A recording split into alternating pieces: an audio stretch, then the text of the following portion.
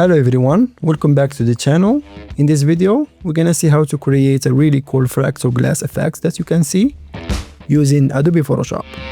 This can be very cool for creating eye-catching visuals, but mostly album covers, or maybe just to have fun. But before we're gonna do that, make sure to subscribe and comment and leave that like. Alright, so let's get to it.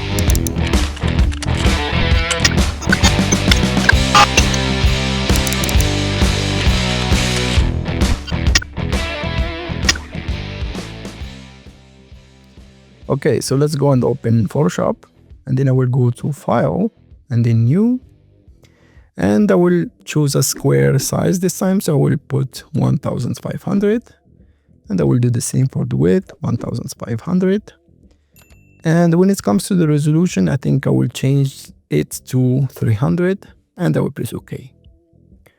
Alright, so the reason why I chose a square size image, because I think most of the fractal glass effects work best in the album covers, like the famous Madonna album cover. So yeah, I think it will work best if we're gonna create something like an album. So I will create a new layer, and then I will rename this to image. And again, let's delete this background, and then I'll right click and convert it to smart objects for us to work in a non-destructive way. And then I will right click again and edit content. I will go and open the image I will use for this and make it bigger to fit. Perfect. And then I will close this, and I will make sure to press yes to save the changes. Alright, so after that, I want to create the pattern or the texture of the fractal glasses that we're gonna use to create this effect. And to do so, it's very simple. I'm gonna actually use the rulers to do that, and also I will use the marquee tool. In here, the rectangular marquee tool. Now, if you don't have the rulers open, you can just go to View, and then make sure that rulers in here is checked. The other way to do it is just press Ctrl Command R on your keyboard, and it will open. Now, if you want to change the measurement of the rulers, you can just right click in here of the rulers, and in here you will find all kind of measurement like pixels, inches, centimeters. For me, I have it in percent. So once I'm having the rectangle marquee tool selected, I will go on the top of the left corner in here, and I will create a rectangle just like that. I will keep the horizontal set to 100%, which means that it's 1500. But when it comes to the width, I will keep it for like 4%. As you can see, I can see the details of my width and height, just like that, maybe something like this. Alright, now I'm gonna create a new layer, and then I will switch to my gradient tool, and in here I will open this, and in the basic folder, make sure that you are choosing black to white in here, the first one. And also when it comes to the style of the gradient, make sure that you are choosing the linear gradient. Alright, now we'll zoom in a little bit, and then I will go in here, and I will one click and drag to the right, just like that. And this will create us this gradient in here, very simple black to white gradient. And then I'm gonna press Ctrl Command D to deselect. Alright, next I want to repeat this to fill all the canvas. And to do that, it's very simple. You can just press Ctrl Alt T or Command Option T on your keyboard, and this will actually enter the transform mode, but it's actually made a copy of this. So if I take this and drag it where I want, it will basically remember this movement that I just did. Alright, and as you can see, I have a new layer because I pressed Ctrl Alt T or Command Option T on my keyboard, which means that I have like a duplicate in the transform mode. So once I'm happy with the placement of this other rectangle that I have, I'm just gonna press Enter or Return. And now Photoshop actually will remember this step that I did. So what we're gonna do is to repeat it. And to do so, you can just press Ctrl Alt Shift or Command Option Shift, just like that. And then one click on the T. So while you have your three fingers basically on Control, Shift, Alt, or Command, Shift Option, and then the other hand, you can just press T with it until all the canvas is full. So I hope you understand this. Yeah, something like that. All right, so now we have all this in our canvas. So I'm just gonna select the first layer, or now this is the layer 24. I will select it, and then I will go down until I see the other layer. Let's say we have the first rectangle in it. And then I'm gonna press Shift on my keyboard and hold it and one click. And this will select all of them. Now I'm gonna merge this, so I'm gonna right click and choose Merge Layers. And now we have them in one layer in here. Let's call this pattern. All right, now we'll go to File and I will choose Save As. And then I will name it Pattern, and make sure that to save it as a PSD because we're gonna use the displacement map for this. And also we're gonna use it in our filter gallery. All right, so just make sure to save it as a PSD and click Save. All right, so now we don't need this, but just leave it on top in here. Okay, now I'm gonna create 2 copies of this. So I'm just gonna press Ctrl Command J twice. And now we have 3 copies of the image. So I will hide this one for now, and I will go to this image copy 1. And let's call it image 1. Next, I will go to filter and I will choose filter galleries. All right, let me zoom out a little bit. Now, the first filter that we want to apply for this is in the artistic folder. So I will open it and I will choose film grain in here because I want to have a little bit of grain. So I will keep the grain set to 4, but the intensity I will put it down to 1. Maybe I will add a little bit of highlight and maybe like 6 for the grain or 5 and 3 in the highlight. But this is actually pretty much experimental. It's depending on the size of your document. So just play with it until you are satisfied with the result. So yeah, so I will keep it 531. And then I will one click on this plus icon to add a new filter. And this time I will go to distort and choose glass.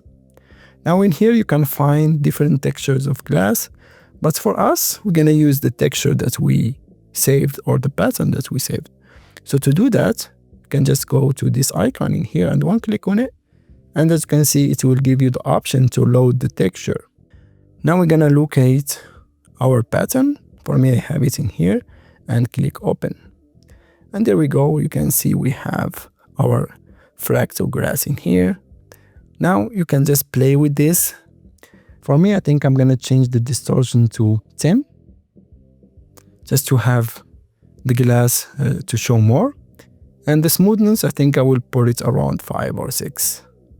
Don't go too much with the smoothness because the more you go, the more it will look like this. Unless that's what you want. But for me, I think I will keep it 5. And the scaling, I will keep it 100. And I will press OK. And that's what all we're gonna do for this first layer or the second layer of the image. So I will go and make the second copy visible. And let's call this maybe glow. All right, next. I want to make it a little bit bigger. So I'm just gonna press Ctrl Command T to open the transform mode. And in here, I'm gonna put 102. And as you can see, I have this linked between the height and the width of the image, which means that it will keep the proportion for the image. All right, so I'm just gonna press enter.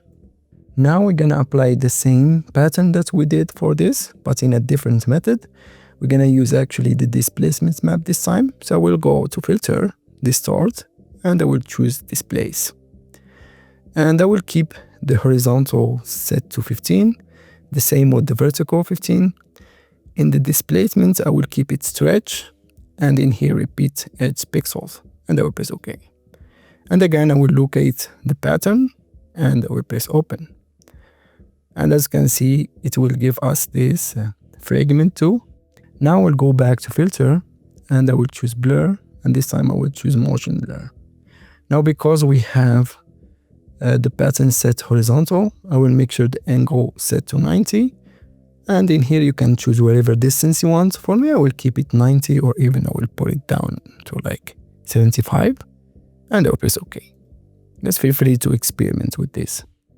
Now I will change the blending mode of this to screen, and then I will put down the opacity for like 75. And then I will go, while I'm selecting this layer glow, I will go to this FX icon and I will choose blending options. Now in the blending options in here, I will go and uncheck the red channel for us to have that cyan green look to the image, and I will press OK. Alright, so we're almost done. As you can see, it's a really nice effect using only 2 layers. Now this layer, I know that it doesn't have anything, but we're gonna use it in a little bit. So now I want to group these 2 layers together. So I'm gonna select this image 1, and then I'm gonna press Ctrl Command, and I will select the glow layer.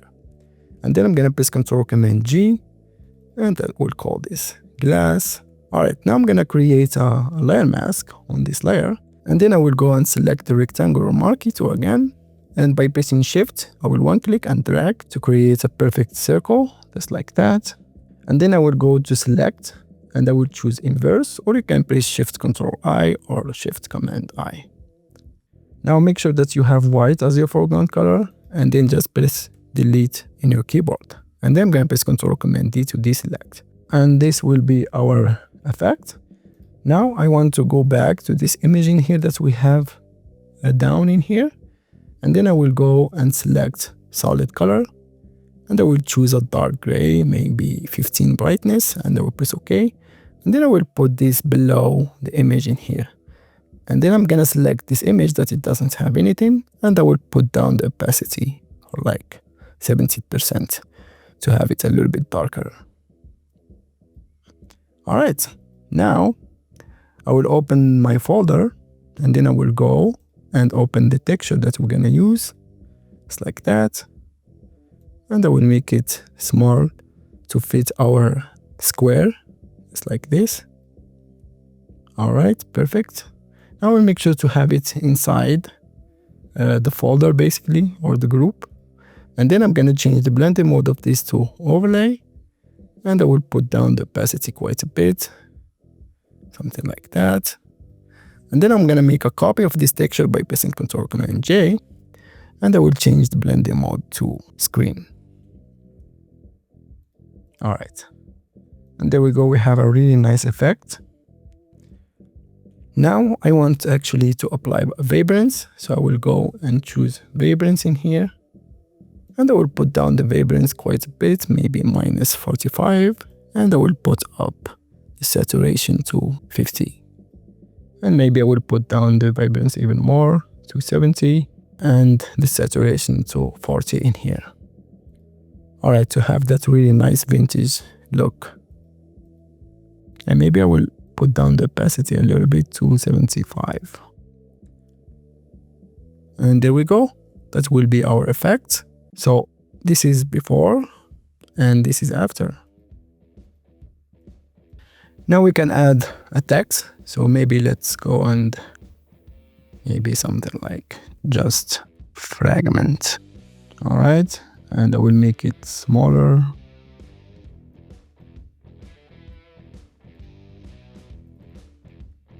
And maybe make this a little bit to the left. Maybe make this a little bit to the right. And this one a little bit bigger. Just like that. Alright, so that will be our effect. So I hope that you enjoy and you like this video and it was a little bit helpful for you. Don't forget to subscribe and comment, and wait for more to come, and have a nice day. Thank you for watching.